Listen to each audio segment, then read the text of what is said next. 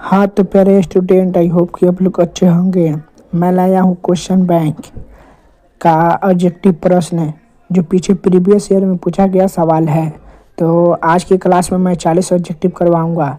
तो चलिए देखते हैं। एक नंबर सवाल आपको क्या कहता है, निम्नलिखित में से किसका अपर्तनांक सबसे अधिक है।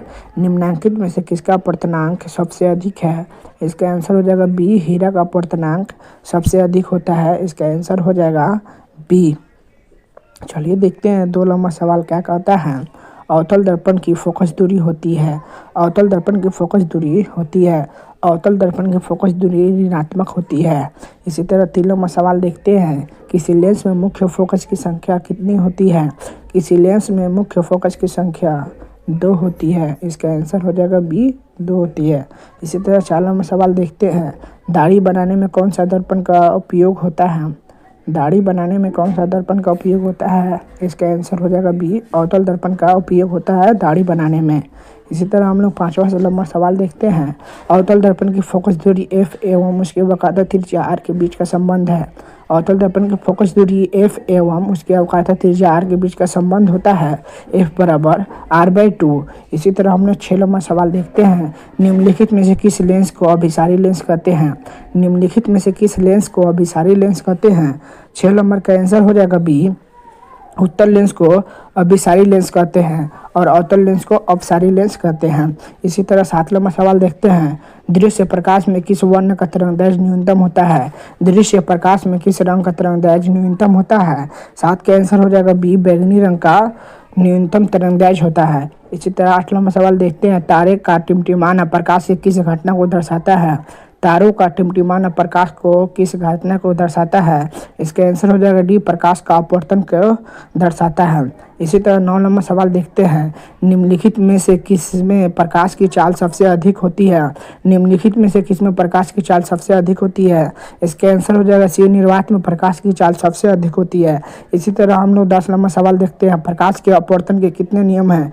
प्रकाश के अपवर्तन के 2 नियम होते हैं। इसके आंसर हो जाएगा बी, प्रकाश के अपवर्तन के 2 नियम होते हैं। इसी तरह हम लोग 11 नंबर सवाल देखते हैं, जल विद्युत संयंत्र किस ऊर्जा को विद्युत ऊर्जा में रूपांतरित करता है। जल विद्युत संयंत्र किस ऊर्जा को विद्युत ऊर्जा में रूपांतरित करता है। 11 का आंसर हो जाएगा सी, स्थित ऊर्जा को। चलिए देखते हैं 12 नंबर सवाल, जलता हुआ मोमबत्ती बदलता है। जलता हुआ मोमबत्ती बदलता है। 12 का आंसर हो जाएगा बी, रासायनिक ऊर्जा को प्रकाश ऊर्जा में बदलता है। इसी तरह 13 नंबर सवाल, एक विद्युत सेल से धारा प्राप्त करने पर इससे सिरों के बीच विभवांतर का मान विद्युत वाहक बल की तुलना में हो जाता है। एक विद्युत सेल से धारा प्राप्त करने पर इससे सिरों के बीच विभवांतर तुलना में हो जाता है। 13 का आंसर हो जाएगा बी, कम होता है। इसी तरह हम लोग 14 नंबर सवाल देखते हैं, प्रतिरोधक का मान बढ़ाने के लिए प्रतिरोधकों को जोड़ना जाना चाहिए। प्रतिरोधक का मान बढ़ाने के लिए प्रतिरोधकों को जोड़ा जाना चाहिए। 14 का आंसर हो जाएगा बी, श्रेणी क्रम में जोड़ना चाहिए। इसी तरह हम लोग 15 नंबर सवाल देते हैं, विद्युत चुंबक बनाने के लिए प्रायः किस छड़ का उपयोग होता है। विद्युत चुंबक बनाने के लिए प्रायः किस छड़ का उपयोग होता है। 15 का आंसर हो जाएगा बी, नरम लोहा का उपयोग होता है। इसी तरह हम लोग 16 नंबर देखते हैं, उच्चतम ताप पर कौन सी प्रक्रिया पूरी की जाती है। उच्चतम ताप पर कौन सी प्रक्रिया पूरी की जाती है। 16 का आंसर हो जाएगा बी, नाभिकीय संलयन को पूरी की जाती है।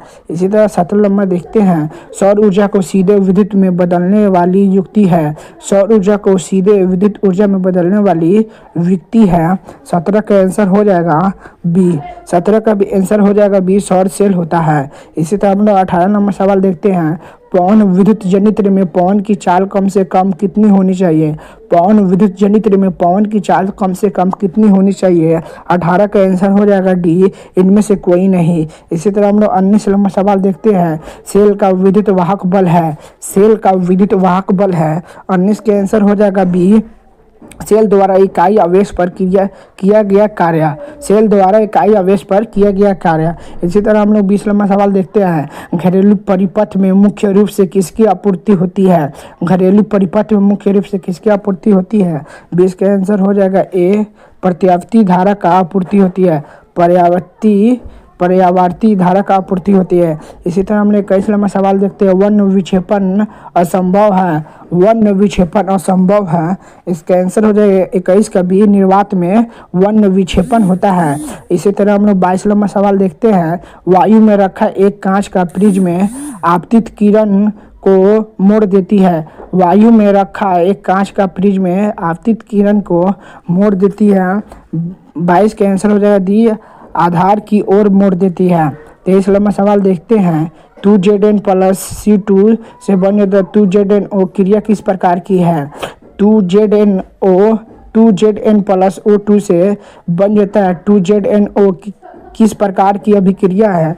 23 का आंसर हो जाएगा डी, उपचयन अभिक्रिया है। इसी तरह हम लोग 24 नंबर सवाल देखते हैं, खाने वाला सोडा का रासायनिक सूत्र है। खाने वाला सोडा का रासायनिक सूत्र होता है। 24 का आंसर हो जाएगा ए, NaHCO3। खाने वाला सोडा का रासायनिक सूत्र NaHCO3 होता है। 25 नंबर सवाल देखते हैं, कमरे के ताप पर द्रव्य अवस्था में रहने वाली धातु है। कमरे के ताप पर द्रव्य अवस्था में रहने वाली धातु है। 25 का आंसर हो जाएगा बी, पारा होता है कमरे के ताप पर द्रव्य अवस्था में रहने वाली धातु। इसी तरह हम लोग 26 नंबर सवाल देखते हैं, आवर्त सारणी के शून्य समूह का तत्व है। आवर्त सारणी के शून्य समूह का तत्व है। 26 का आंसर हो जाएगा बी, He, हीलियम, यानी He हीलियम होता है। चलिए देखते हैं 27 नंबर सवाल, सोडियम कार्बोनेट के जलीय विलयन में मेथिल आयरेंज का विलयन मिलाने पर विलयन का रंग परिवर्तित होकर निम्नलिखित में कैसा हो जाता है। सोडियम कार्बोनेट के जलीय विलयन में मेथिलीन ऑरेंज का विलयन मिलाने पर विलयन का रंग परिवर्तन होकर निम्नलिखित में कैसा हो जाता है। 27 का आंसर हो जाएगा ए, पीला हो जाता है। इसी तरह 28 नंबर सवाल देखते हैं, ग्लोबल वार्मिंग के लिए उत्तरदायी गैस निम्नलिखित में से कौन है। ग्लोबल वार्मिंग के लिए उत्तरदायी गैस निम्नलिखित में से कौन है। 28 का आंसर हो जाएगा B, CO3 carbon dioxide, CO2 carbon dioxide. चलिए देखते हैं 29 नंबर सवाल, गंधक की परमाणु संख्या क्या है। गंधक की परमाणु संख्या क्या है। 29 का आंसर हो जाएगा डी, 16 होता है गंधक का परमाणु संख्या। चलिए देखते हैं 30 नंबर सवाल, अम्ल का जलीय विलयन विद्युत का संचालन करता है क्यों अम्ल जल में है। अम्ल का जलीय विलयन विद्युत का संचालन करता है क्योंकि अम्ल जल में क्या होता है। इसका आंसर हो जाएगा 30 का आंसर हो जाएगा ए, आयनिक होता है। इसका आंसर हो जाएगा ए, आयनित होता है। इसी तरह हम 31 नंबर सवाल देखते हैं, अधिकतक धातु के ऑक्साइड होते हैं। अधिकतर धातुओं की ऑक्साइड होते हैं। 31 का आंसर हो जाएगा ए, क्षारीय होते हैं। चलिए देखते हैं 32 नंबर सवाल, सोने में निम्नलिखित में से कौन सी धातु मिलकर मिश्र धातु की तैयार की जाती है। सोने में निम्नलिखित में से कौन सी धातु मिलकर मिश्र धातु तैयार की जाती है। 32 का आंसर हो जाएगा ए, Cu। चलिए देखते हैं इसी तरह 33 नंबर सवाल, NaCl प्लस NgNO3 से बन जाता है AnCl प्लस NaNO3 निम्नलिखित में से किस प्रकार की अभिक्रिया है। 33 का आंसर हो जाएगा सी, द्विविस्थापन अभिक्रिया है। चलिए देखते हैं 34 नंबर सवाल, सिलिकॉन होता है यानी सिलिकॉन है। 34 का आंसर हो जाएगा सी, एक उपधातु है। सिलिकॉन एक उपधातु है। इसी तरह 35 नंबर सवाल देखते हैं, वे तत्व जिन्हें बाहरी सेल पूर्व भरे होते हैं कहलाते हैं। वे तत्व जिनके बाहरी सेल पूर्ण भरे होते हैं कहलाते हैं। 35 का आंसर हो जाएगा डी,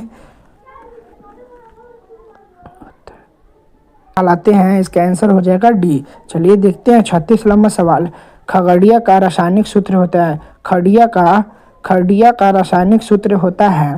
36 का आंसर हो जाएगा डी, 36 का आंसर हो जाएगा डी, CaCO3 खड़िया का रासायनिक सूत्र होता है CaCO3। इसी तरह 37वां सवाल, निम्नलिखित में से कौन सबसे अधिक अम्लीय ऑक्साइड है? निम्नलिखित में से कौन सबसे अधिक अम्लीय ऑक्साइड है? 37 का आंसर हो जाएगा ए SO2।